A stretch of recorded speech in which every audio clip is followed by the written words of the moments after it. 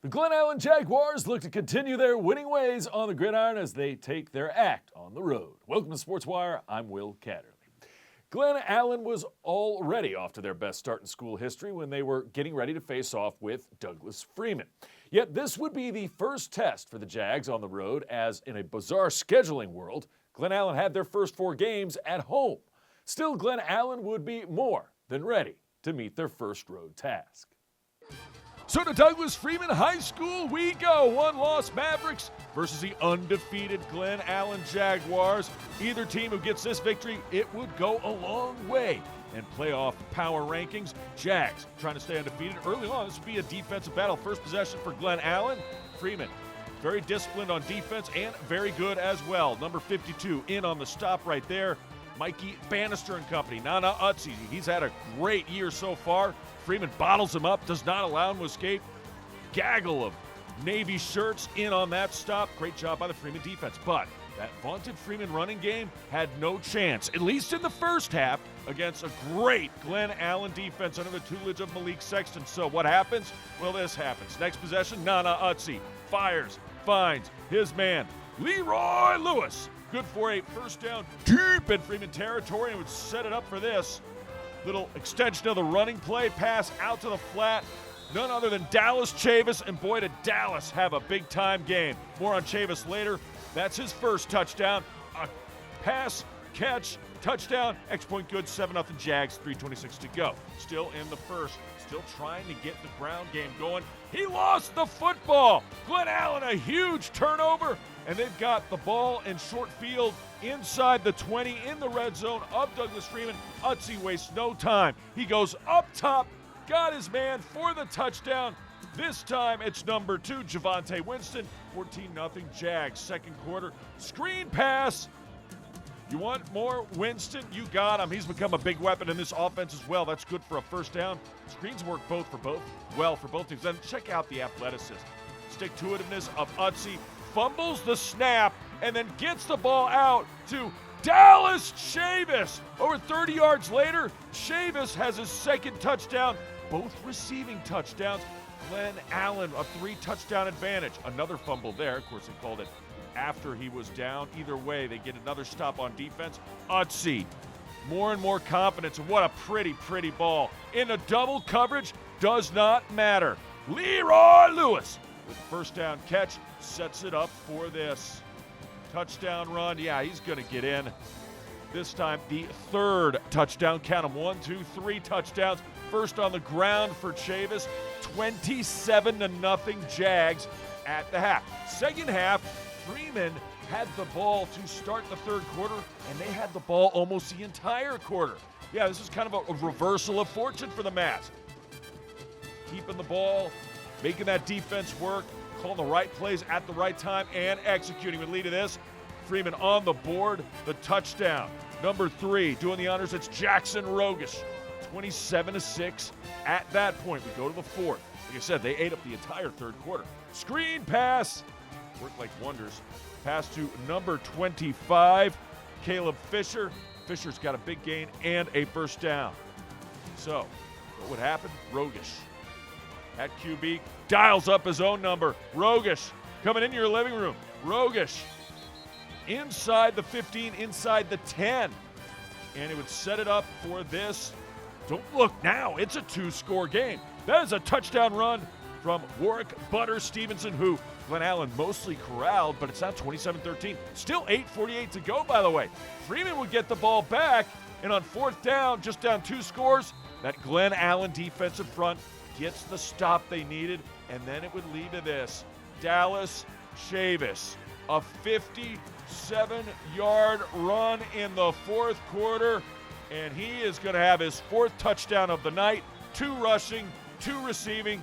Chavis, 74 yards rushing all night, and Glen Allen is now 5-0. They beat Freeman 34-13. Meanwhile, the Hermitage Panthers have had nothing but success since their September loss at Verina. The Panthers had quietly dispatched of Patrick Henry and Mills Godwin, the latter in shutout fashion, while the offense put up over 30 points in both contests. Simply put, the Panthers are on the prowl right now, and we're more than ready to pounce when they travel to Deep Run. Thursday night football at Deep Run. Hermitage looking to extend their domination after a huge week just 1 week ago. Obviously, they get it going on the ground. Erlante Winston in this offensive line, running back Erlante Winston in this offensive line, been dialing it up on all cylinders, really been firing on all cylinders, I should say. And he's also been effective in the passing game, short pass, really an extension of the run play. That time, though, it's number 8 doing the honors, Marcus Lee, and it would lead to this. Dialing his own number, Ben Yane has been great for Hermitage on offense. How about defense? Well, just a couple plays in. That is a pick six. Number 11, Michael Jackson Jr. with a touchdown on the interception. And Hermitage waving to their support staff and crowd, and then it's just Murphy's Law for Deep Run on this night. Gotta be honest. Call a spade a spade. That ball is fumbled. They would have 3 turnovers in their first 3 possessions. That was number 2. And Ben Yane and the Hermitage offense knew just what to do with that. Yane scrambles, roll out, fires, finds his receiver. It's Andre Clark Jr. How many times have those two connected over their career? A lot. I said 3 turnovers, first 3 possessions. There's another one. Defensive back ran the route for the wide receiver on that one. Jerron Harris with the pick. And it would lead to this. Ben Yane, once again, calling his own number. Ben Yane looking, finding the end zone. Touchdown run for Yane. And Hermitage's defense, offense, special teams, it's all clicking. They are up huge. They're going to be up more. Yane, second quarter now. Bryson Robinson on the catch, and he is gone. All the way to pay dirt. Over 50 yards on that catch. 34-0 with 10:34 to go in the second quarter. How about some Herm defense? Because they were pitching a shutout as well on the other side. Number 40, Nicholas Christian in on that sack. And then get the ball back on the ground. Erlante Winston just leaving defenders in his dust and also getting some nice blocks downfield as well. Coaches love it when the wide receivers get in there and block. That's a big gain inside the red zone, inside the 20 of Deep Run. It would lead to this. Yane, handoff. Who else? Erlante Winston. Easy squeezy, lemon peasy. Touchdown run to the right side. Hermitage now up a lot to nothing. More defense from the big Herm. Don't want to forget about the big fellas.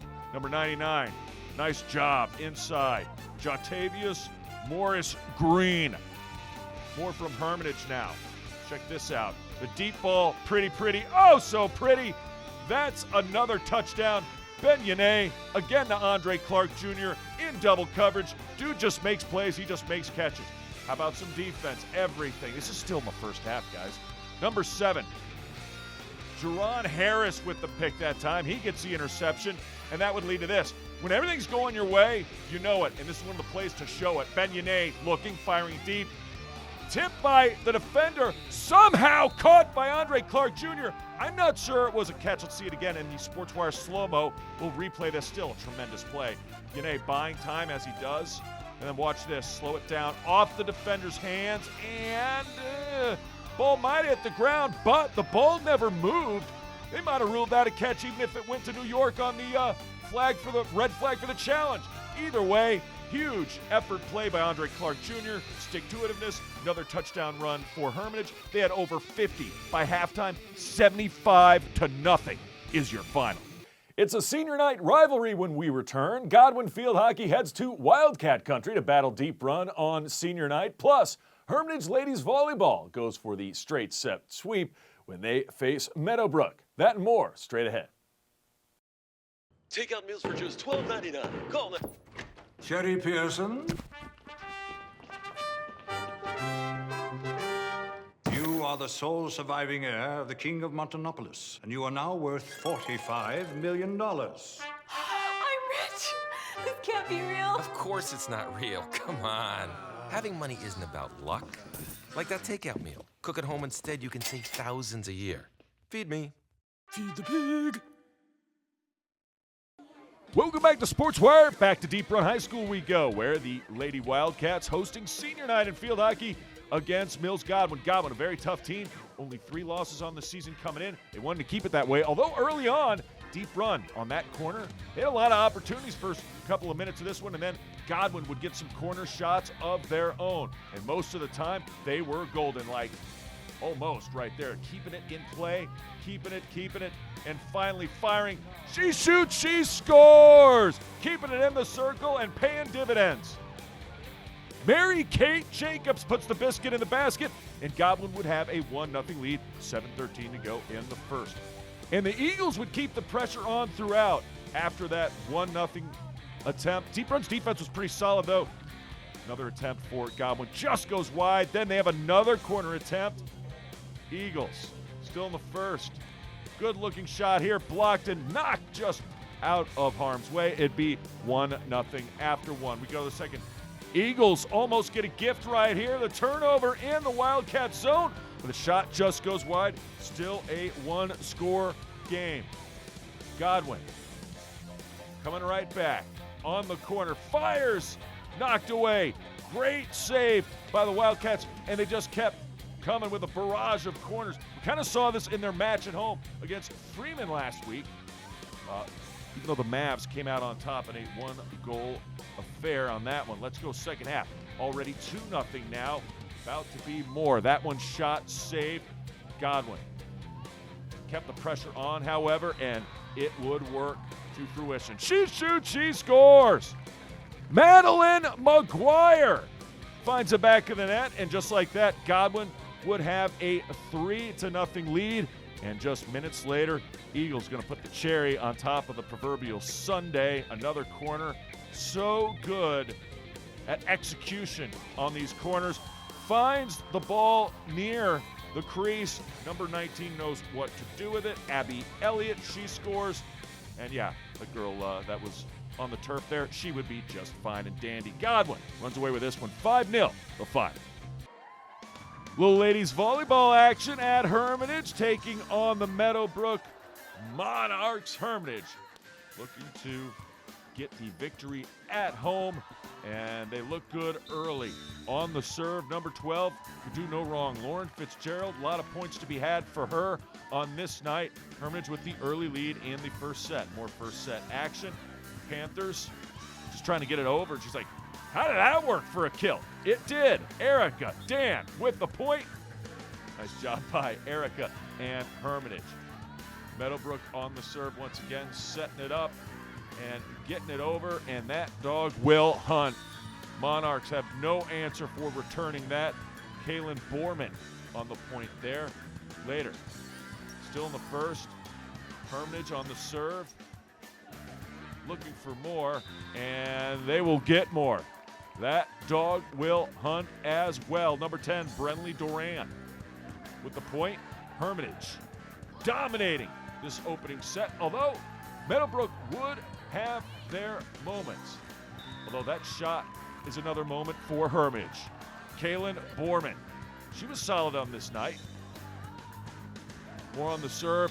Coming up, aces finally is Meadowbrook. They kept the first two sets pretty competitive, although you could tell early and often that Hermitage was the better side in this one. Panthers trying to take care of this opening set. Boop!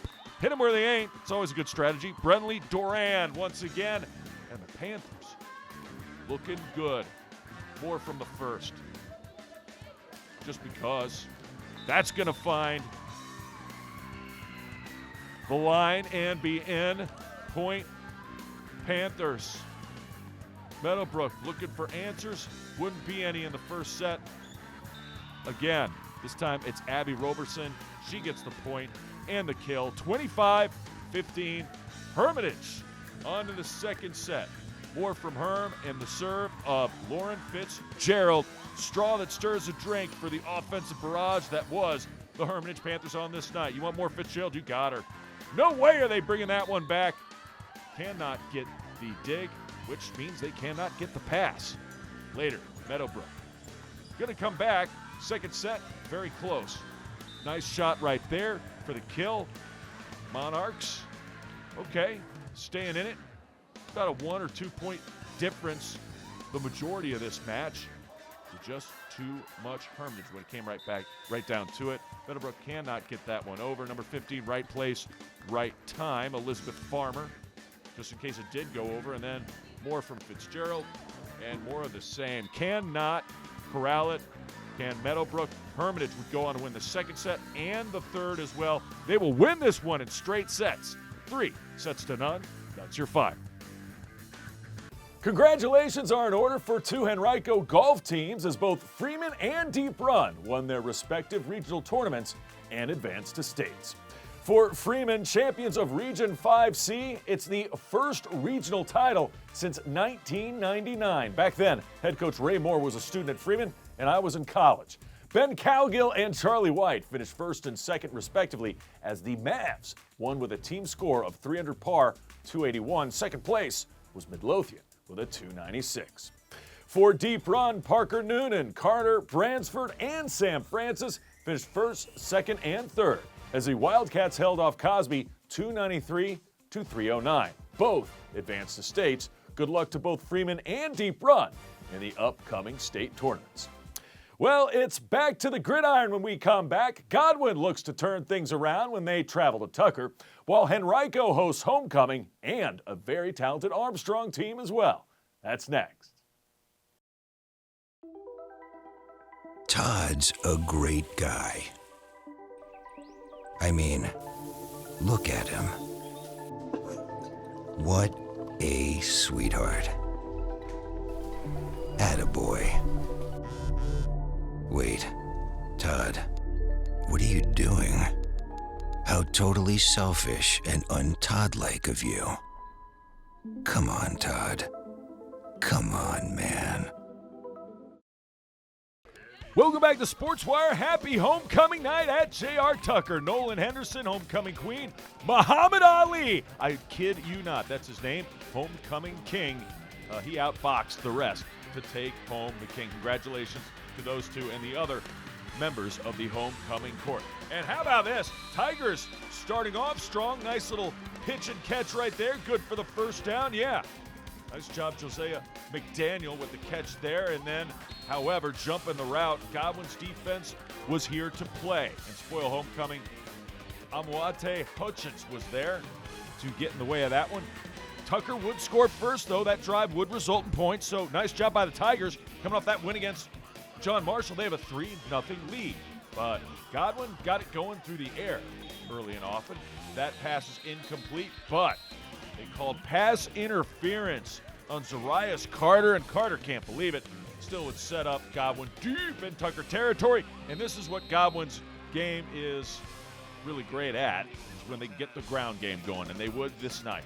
Konstantinos Kovanes with the touchdown carry, and Godwin retakes the lead. They're on the board 7-3. That'd be your score after one. Second quarter, Eagles opening up the offensive bit, not just with the run, but with the pass. Wide open, these underneath routes working wonders and making people miss as well. That's a big gain. Chunk play, as they call it. Noah Wilborn on the receiving end of that one. That would lead to this. Back to ground and pound. Handing it off to number 3. Amonte Hutchins for the touchdown senior. He finds Pater. Godwin. They're finding themselves with a 14-3 lead. 10 minutes even to go in the second quarter. Godwin defense trying to follow suit. Tucker offense getting things going. There's nothing wrong with the Tucker passing. Number 5, Jamal Ferguson, great quarterback. He connects with Dion Douglas. And he had something going on this possession, but coughing up the rock, losing the football. Johnny on the spot, Mills Godwin's. Blake Brogan recovers the loose ball on the fumble. And then when you run well, you can do play action. When you do play action, you can find wide open receivers, especially when you can buy time. Because Tucker had good pressure. This time, though, another huge gain. Second of the night, Noah Wilborn, and this time almost finds the end zone instead. Oh, he's like, I'm down inside the 1. Are you kidding me? No, actually, there was a block in the back on the catch. Still goes for a gain. Ref trying to explain it right there. Instead, Godwin's got to do this again, and do it again they would. No problem. Touchdown pass. Once again, this time Stone grab it with the catch and the TD. Now 21-3 at the half. Second half. How about a little special play from the special teams? Amonte Hutchins on the return. Hutchins slippery, making guys miss. Into Tucker territory to start their first offensive drive. Good omen for the Godwin offense. Number 15 firing. Luke Roberts firing and finding his receiver. Stone grab it. Roberts to grab it once again. Godwin's offense was peaking. 28-3 with 10:29 to go in the third. Eagles still not finished. Next possession, firing. Got a man, caught. This time, Carson Smith with the catch. All Godwin, all night, all the time. Eagles gonna open it up more. Wobble, wobble, but still a great pass.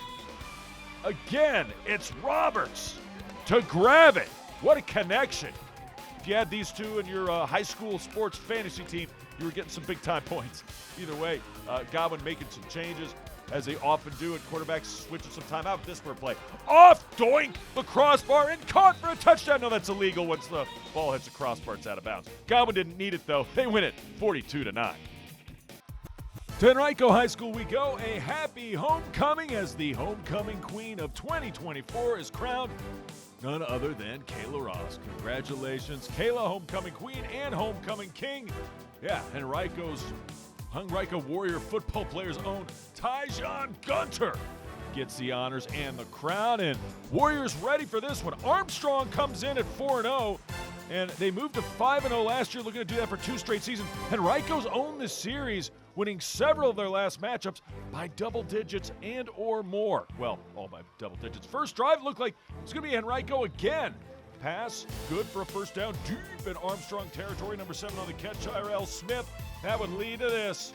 Touchdown pass to Jalen Wilson from Lavelle Winston. Henrico with opportunity to go for 2, and Winston roll out. Check out this catch on the 2-point conversion. Nicely done, one-handed grab by the aforementioned Tyjon Gunter. And Henrico would have the early 8-0 lead, 5:50 to go in the first. Then things kind of mired down. Watch Armstrong's defense make a play here. Winston roll out. Quarterback reads the route.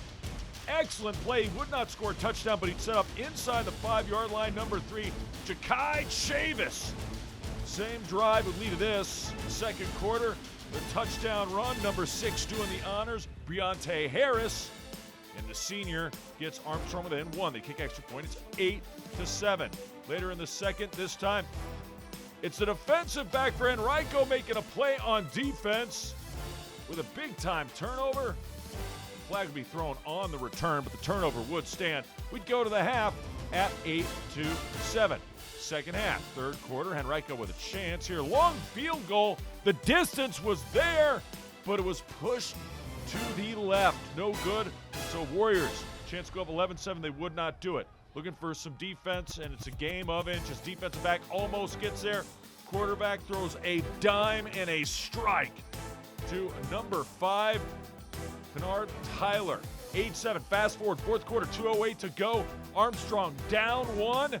Not for much longer. All the way down to the 1-yard line. He fumbles into the end zone, but yes, he was down before he lost control of the ball. So it would lead to this. Rolling around the right side. Who else? But number 3, Ja'Kai Chavis, touchdown. Armstrong, 14-8. With 32 seconds to go. Still not over yet, because watch the ensuing kickoff. Henrico with a chance. Ball's going to bounce a few times. Tyjon Gunter, homecoming king. He could be even more than that if he returns this all the way. Huge return all the way inside the 25-yard line. But Henrico would be called for a block in the back on the return. So, last chance pass. Get out of bounds! He does not. The clock runs out, and Armstrong survives. They move to 5-0. The Warriors came oh so close to getting the win. Wildcats get it themselves. 14-8, your final. Remember, if you have questions or comments about the show, just send me an email to this address, sportswire@henrico.k12.va.us. And you can always follow us on X and watch us on YouTube. I can't wait to see ya next time on Sportswire.